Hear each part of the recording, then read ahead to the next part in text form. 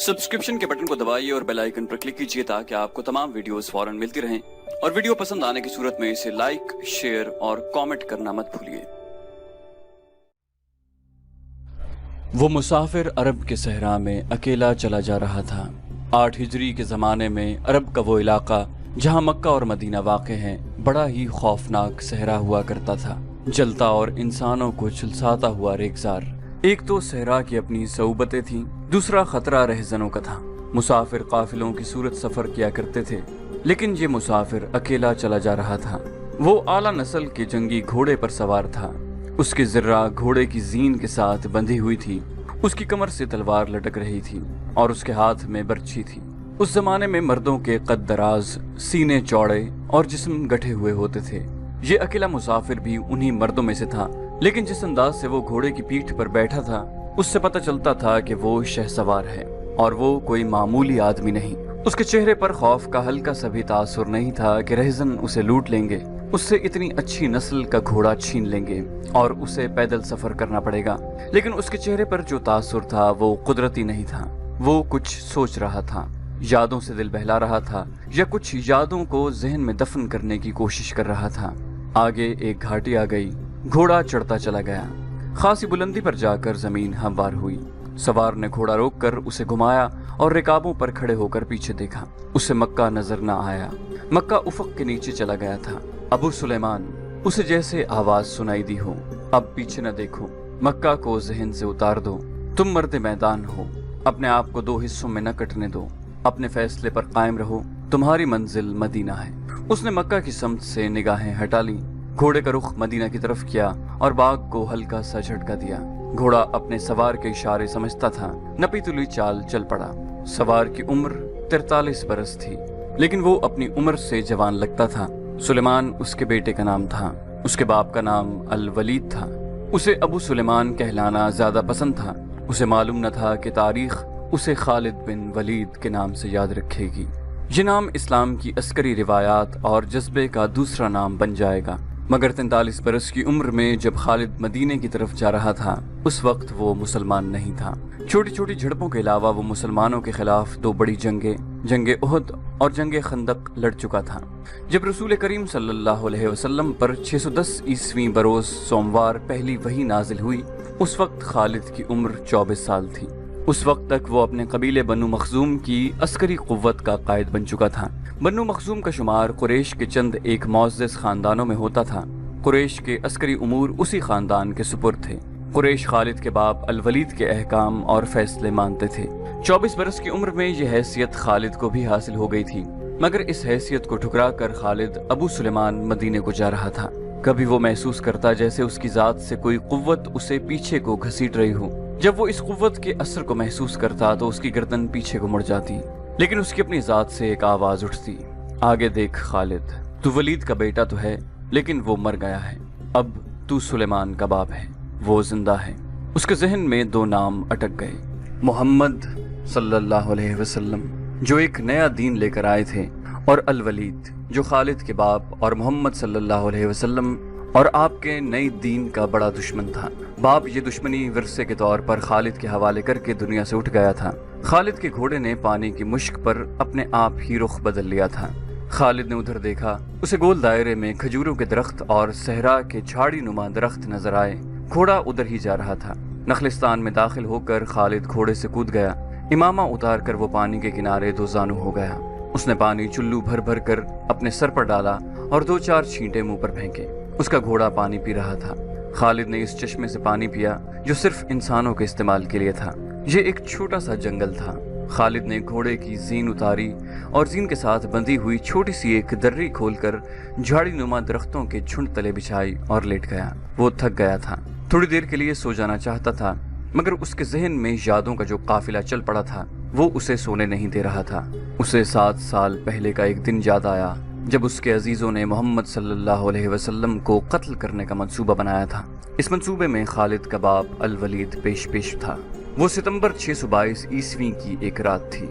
कुरैश ने रसूल खुदा सल्लल्लाहु अलैहि वसल्लम को सोते में कत्ल करने के लिए ऐसे आदमी चुने थे जो इंसान के रूप में वहशी और दरिंदे थे।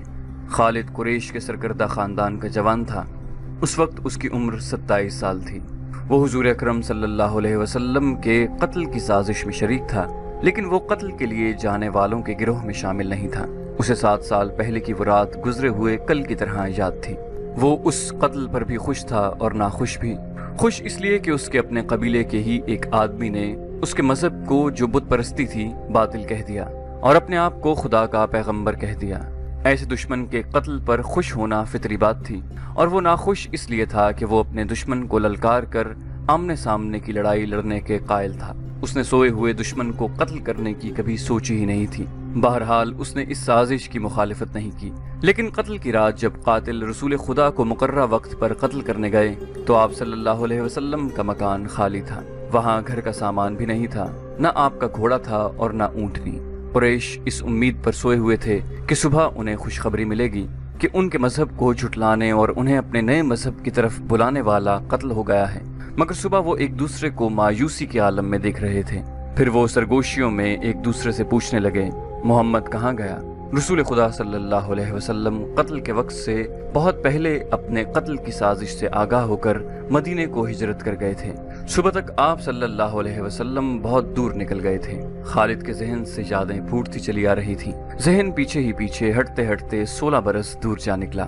613 عیسوی کی ایک شام رسول کریم صلی اللہ علیہ وسلم نے قریش کے چند ایک سرکردہ افراد کو اپنے ہاں کھانے پر مدعو کیا۔ کھانے کے بعد رسول کریم صلی اللہ علیہ وسلم نے اپنے مہمانوں سے کہا، اے بنی عبد المطلب، میں تمہارے سامنے جو تحفہ پیش کرنے لگا ہوں وہ عرب کا کوئی اور شخص پیش نہیں کر سکتا، اس لیے کہ اللہ نے مجھے منتخب کیا ہے۔ مجھے اللہ نے حکم دیا ہے کہ تمہیں ایک ایسے مذہب کی طرف بلاؤں جو تمہاری دنیا کے ساتھ تمہاری عاقبت بھی آسودہ اور مسرور کر دے گا۔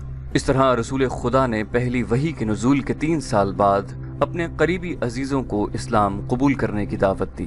خالد اس محفل میں نہیں تھا، اس کا باپ مدعو تھا۔ اس نے خالد کو مذاق اڑانے کے انداز میں بتایا تھا کہ عبد المطلب کے پوتے محمد صلی اللہ علیہ وسلم نے کہا ہے کہ وہ اللہ کا بھیجا ہوا نبی ہے۔ ہم جانتے ہیں کہ عبد المطلب قریش کا ایک سردار تھا۔ الولید نے اپنے بیٹے سے کہا، بے شک محمد کا خاندان اعلیٰ حیثیت رکھتا ہے، لیکن نبوت کا دعویٰ اس خاندان کا کوئی فرد کیوں کرے؟ اللہ کی قسم اور حبل اور عزا کی، میرے خاندان کا رتبہ کسی سے کم نہیں۔ کیا نبوت کا دعویٰ کر کے کوئی ہم سے اونچا ہو سکتا ہے؟ خالد نے پوچھا، آپ نے اسے کیا کہا؟ پہلے تو ہم چپ ہو گئے، پھر ہم سب ہنس پڑے۔ الولید نے کہا، لیکن محمد کے چچا زاد بھائی علی نے محمد کی نبوت کو قبول کر لیا ہے۔ خالد اپنے باپ کی طنزیہ ہنسی کو بھولا نہیں تھا۔ خالد کو 629 عیسوی کے ایک روز مکہ اور مدینہ کے راستے میں ایک نخلستان میں لیٹے ہوئے وہ وقت یاد آ رہا تھا۔ رسول اللہ صلی اللہ علیہ وسلم جن کی نبوت کو قریش کے سردار قبول نہیں کر رہے تھے، اس نبوت کو لوگ قبول کرتے چلے جا رہے تھے۔ ان میں اکثریت نوجوانوں کی تھی، بعض مفلس لوگوں نے بھی اسلام قبول کر لیا۔ اس سے نبی کریم صلی اللہ علیہ وسلم کے حوصلے میں جان آ گئی اور آپ صلی اللہ علیہ وسلم نے اسلام کی تبلیغ تیز کر دی۔ آپ بت پرستی کے خلاف تھے۔ مسلمان ان 360 بتوں کے خلاف تھے جو کعبہ کے اندر اور باہر رکھے ہوئے تھے۔ طلوع اسلام سے پہلے عرب ایک خدا کو مانتے تھے اور پوجتے ان بتوں کو تھے۔ انہیں وہ دیویاں اور دیوتا کہتے اور انہیں اللہ کے بیٹے اور بیٹیاں مانتے تھے۔ وہ ہر بات میں اللہ کی قسم کھاتے تھے۔ قریش نے دیکھا کہ محمد صلی اللہ علیہ وآلہ وسلم کے جس دین کا انہوں نے مذاق اڑایا تھا وہ مقبول ہوتا جا رہا تھا، تو انہوں نے آپ صلی اللہ علیہ وسلم کی تبلیغی سرگرمیوں کے خلاف محاذ بنا لیا اور مسلمانوں کا جینا حرام کر دیا۔ خالد کو یاد آ رہا تھا کہ اس نے اللہ کے رسول صلی اللہ علیہ وسلم کو گلیوں اور بازاروں میں لوگوں کو اکٹھا کر کے انہیں اسلام قبول کرنے کی دعوت دیتے اور بتاتے دیکھا تھا کہ بت انہیں نہ فائدہ دے سکتے ہیں نہ نقصان۔ عبادت کے لائق صرف اللہ ہے جو وحدہ لا شریک ہے۔ رسول خدا صلی اللہ علیہ وسلم کی مخالفت کے قائد قریش کے 4 سردار تھے۔ ایک تو خالد کا باپ الولید تھا، دوسرا نبی کریم صلی اللہ علیہ وسلم کا اپنا چچا ابو لہب تھا، تیسرا ابو سفیان اور چوتھا ابو الحکم تھا جو خالد کا چچا زاد بھائی تھا۔ مسلمانوں پر سب سے زیادہ ظلم اور تشدد اسی شخص نے کیا تھا۔ وہ جہالت کی حد تک کینہ پرور اور مسلم کش تھا، اسی لیے مسلم اسے ابو جہل کہتے تھے۔ یہ نام اتنا عام ہوا کہ لوگ جیسے اس کا اصل نام بھول ہی گئے ہوں۔ تاریخ نے بھی اس پستہ قد، بھینگے اور لوہے کی طرح مضبوط آدمی کو ابو جہل کے نام سے ہی یاد رکھا ہے۔ خالد کو یہ یادیں پریشان کرنے لگیں، شاید شرمسار بھی۔ قریش کے لوگوں نے رسول خدا صلی اللہ علیہ وسلم کے گھر میں کئی بار غلاظت پھینکی تھی۔ جہاں کوئی مسلمان اسلام کی تبلیغ کر رہا ہوتا وہاں قریش کے آدمی جا پہنچتے اور ہلڑ مچاتے۔ بد اخلاق اور دھتکارے ہوئے آدمیوں کو رسول خدا صلی اللہ علیہ وسلم کو پریشان کرتے رہنے کے کام پر لگا دیا گیا تھا۔ خالد کو یہ اطمینان ضرور تھا کہ اس کے باپ نے محمد صلی اللہ علیہ وسلم کے خلاف ایسی کوئی گھٹیا حرکت نہیں کی تھی۔ وہ 2 مرتبہ قریش کے 3-4 سرداروں کو ساتھ لے کر رسول خدا کے چچا ابو طالب کے پاس یہ کہنے گیا تھا کہ وہ اپنے بھتیجے کو بتوں کی توہین اور نبوت کے دعوے سے روکے، ورنہ وہ کسی کے ہاتھوں قتل ہو جائے گا۔ ابو طالب نے ان لوگوں کو دونوں مرتبہ ٹال دیا۔ خالد کو اپنے باپ کی بہت بڑی قربانی یاد آئی۔ عمارہ خالد کا بھائی تھا۔ وہ خاص طور پر خوبصورت نوجوان تھا۔ وہ ذہین تھا اور اس میں بانکپن تھا۔ خالد کے باپ الولید نے اپنے اتنے خوبصورت بیٹے عمارہ کو قریش کے 2 سرداروں کے حوالے کیا اور انہیں کہا کہ اسے محمد کے چچا ابو طالب کے پاس لے جاؤ اور اس سے کہو کہ میرا بیٹا رکھ لو اور اس کے بدلے محمد صلی اللہ علیہ وسلم ہمیں دے دو۔ خالد اپنے باپ کے اس فیصلے پر کانپ اٹھا تھا، اور جب اس کا بھائی عمارہ دونوں سرداروں کے ساتھ چلا گیا تو خالد تنہائی میں جا کر رویا۔ سرداروں نے عمارہ کو رسول کریم کے چچا کے آگے کر کے کہا، ابو طالب، اسے تم جانتے ہو، یہ عمارہ بن الولید ہے۔ تم یہ بھی جانتے ہو کہ بنو ہاشم نے، جس کے تم سردار ہو، ابھی تک اس جیسا سجیلا اور عقل مند جوان پیدا نہیں کیا۔ یہ ہم ہمیشہ کے لیے تمہارے حوالے کرنے آئے ہیں۔ اسے اپنا بیٹا بنا کر رکھو، یہ تمام عمر تمہارا فرما بردار رہے گا، اور اگر اسے اپنا غلام بنا لو گے تو قسم ہے اللہ کی، تم پر اپنی جان بھی قربان کر دے گا۔ مگر تم اسے میرے حوالے کیوں کر رہے ہو؟ ابو طالب نے پوچھا، کیا بنو مخزوم کی ماؤں نے اپنے بیٹوں کو نیلام کرنا شروع کر دیا ہے؟ کہو اس کی کتنی قیمت چاہتے ہو، اس کے عوض ہمیں اپنا بھتیجا محمد دے دو۔ قریش کے ایک سردار نے کہا، تمہارا یہ بھتیجا تمہاری رسوائی کا باعث بن گیا ہے۔ اس نے تمہارے آباء و اجداد کے مذہب کو رد کر کے نیا مذہب بنا لیا ہے۔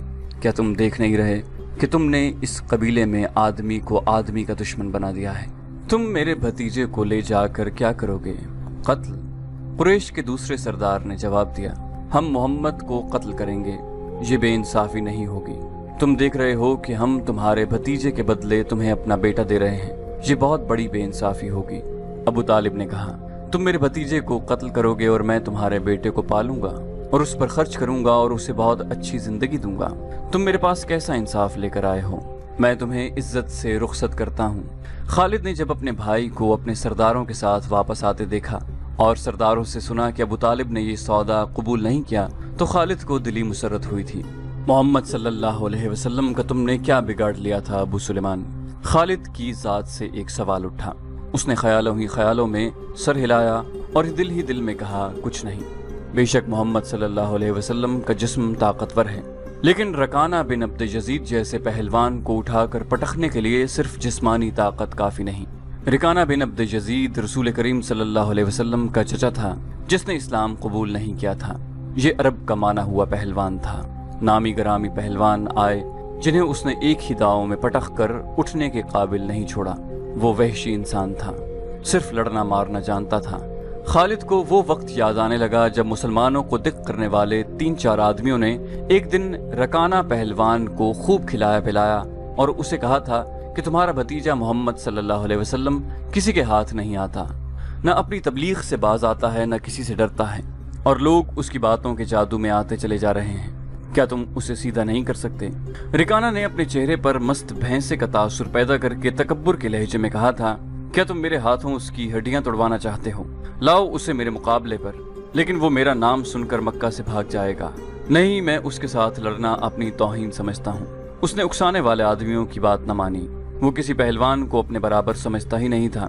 مسلمانوں کے دشمن خاموش ہو گئے تھے، لیکن سوچتے رہے کہ رسول خدا صلی اللہ علیہ وسلم کو رکانہ کے ہاتھوں گرا کر آپ صلی اللہ علیہ وسلم کا تماشا بنایا جائے۔ مکہ کے یہودی خاص طور پر رسول اکرم کے دشمن تھے، لیکن وہ کھل کر میدان میں نہیں آتے تھے۔ وہ خوش تھے کہ اہل قریش آپس میں بٹ کر ایک دوسرے کے دشمن ہو گئے ہیں۔ انہیں پتہ چل گیا کہ قریش کے کچھ آدمیوں نے رکانہ پہلوان کو اکسایا ہے کہ وہ رسول خدا کو کشتی کے لیے للکارے، لیکن وہ نہیں مان رہا تھا۔ ایک روز رکانہ رات کے وقت ایک گلی سے گزر رہا تھا کہ اس کے قریب سے ایک بڑی حسین اور جوان لڑکی گزری۔ چاندنی رات میں لڑکی نے رکانہ کو پہچان لیا اور مسکرائی۔ رکانہ وحشی تھا، وہ رک گیا اور لڑکی کا راستہ روک لیا۔ کیا تم جانتی ہو کہ عورت مرد کی طرف دیکھ کر مسکراتی ہے تو اس کا مطلب کیا ہوتا ہے؟ رکانہ پہلوان نے پوچھا۔ کون ہو تم؟ اس کا مطلب یہ ہوتا ہے کہ عورت اس مرد کو چاہتی ہے۔ اس جوان لڑکی نے جواب دیا، میں سبت بنت ارمن ہوں۔ اوہ، ارمن یہودی کی بیٹی، رکانہ نے کہا اور لڑکی کے کندھوں پر ہاتھ رکھ کر اسے اپنے قریب کر کے بولا، کیا میرا جسم تجھے اتنا اچھا لگتا ہے اور کیا میری طاقت؟ سبت نے پیچھے ہٹتے ہوئے کہا، تمہاری طاقت نے مجھے مایوس کر دیا ہے، تم اپنے بھتیجے سے ڈر گئے ہو۔ رکانہ نے گرج کر پوچھا، کون کہتا ہے؟ سبت نے جواب دیا، سب کہتے ہیں۔ پہلے محمد کو گراؤ، میں اپنا جسم تمہیں انعام میں دوں گی۔ خدا کے بیٹوں اور بیٹیوں کی قسم، تیری بات پوری کر کے تیرے سامنے لاؤں گا۔ رکانہ نے کہا، لیکن تو نے غلط سنا ہے کہ میں محمد سے ڈرتا ہوں۔ بات یہ ہے کہ میں اپنے سے کمزور کے ساتھ لڑنا اپنی توہین سمجھتا ہوں، لیکن تیری بات پوری کروں گا۔ مشہور مورخ ابن حشام نے لکھا ہے کہ رسول کریم صلی اللہ علیہ وآلہ وسلم نے خود رکانہ پہلوان کو کشتی کے لیے للکارا تھا، لیکن دوسرے مورخ ابن الاسیر نے جو شہادت پیش کی ہے وہ صحیح ہے کہ رکانہ نے محمد صلی اللہ علیہ وسلم کو کشتی کے لیے للکارا اور اس نے کہا تھا، میرے بھائی کے بیٹے، تم بڑے دل اور بڑی جرت والے آدمی ہو۔ میں یہ بھی جانتا ہوں کہ تم جھوٹ بولنے سے نفرت کرتے ہو، لیکن مرد کی جرت اور صداقت کا پتہ اکھاڑے میں چلتا ہے۔ آؤ میرے مقابلے میں اکھاڑے میں اترو، اگر مجھے گرا لو تو میں تمہیں اللہ کا بھیجا ہوا نبی مان لوں گا، اللہ کی قسم تمہارا مذہب قبول کر لوں گا، لیکن یہ ایک بھتیجے اور چچا کی کشتی نہیں ہوگی۔ رسول خدا صلی اللہ علیہ وسلم نے رکانہ کی للکار کے جواب میں کہا، ایک بت پرست اور سچے دین کے ایک پیغمبر کی لڑائی ہوگی، تو ہار گیا تو اپنا وعدہ نہ بھولنا۔